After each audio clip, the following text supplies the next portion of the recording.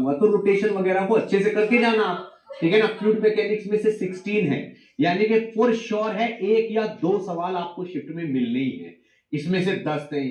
अब ये जैसे थर्मोडायनामिक्स, केटीजी और ये है, इन तीनों चैप्टर को आप परफेक्ट कर सकते हो। एक कॉमन मतलब ये तो पूरा बंच ही मिलता है, ठीक है ना। इसमें से आप दे 13 और 5 और 8, 8 5 13 और 13 26 सवाल आए हैं। 26 मतलब भाई एक शिफ्ट में 3 सवाल पक्के हैं इसके। और इधर भी देखो ये 9 7 और 15, 7 5 12 9 21 सवाल, ये मतलब समझ लो मिनिमम 2 और मैक्सिमम 4 सवाल इन 3 टॉपिक में से आ सकते हैं भाई, छोड़ना ही नहीं है, ठीक है ना। एसएचएम भी यहाँ पे आपको दिख रहा है, एसएचएम में से भी 5 सवाल और ये 4 सवाल।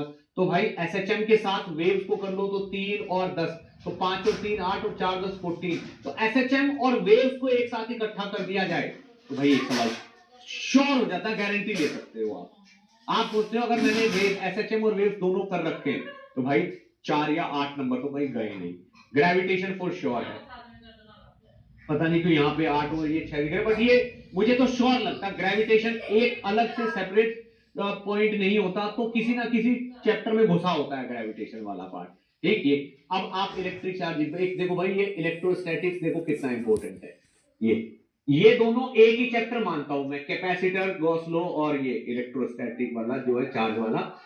14 और 9 कितने हो गए 23, 13 और 12 25, 23 और 25। भाई अगर ये चीज तैयार कर ली जाए तो 3 क्वेश्चन पक्का हो जाते हैं, 3 सवाल तो किस्मत माड़ी है तो 2 मान लो, बढ़िया है तो 3 सवाल पक्के हो जाते हैं, इसको नहीं छोड़ना, ठीक। करंट इलेक्ट्रिसिटी में से 9 आ रहे हैं, 8 आ रहे हैं इस बार का। मैग्नेटिक इफेक्ट ऑफ करंट में से 12 और उसमें 15 है। ईएमआई एसी में से थोड़े थोड़े कम कम दिख रहे हैं आपको, ईएम वेव्स में से 9।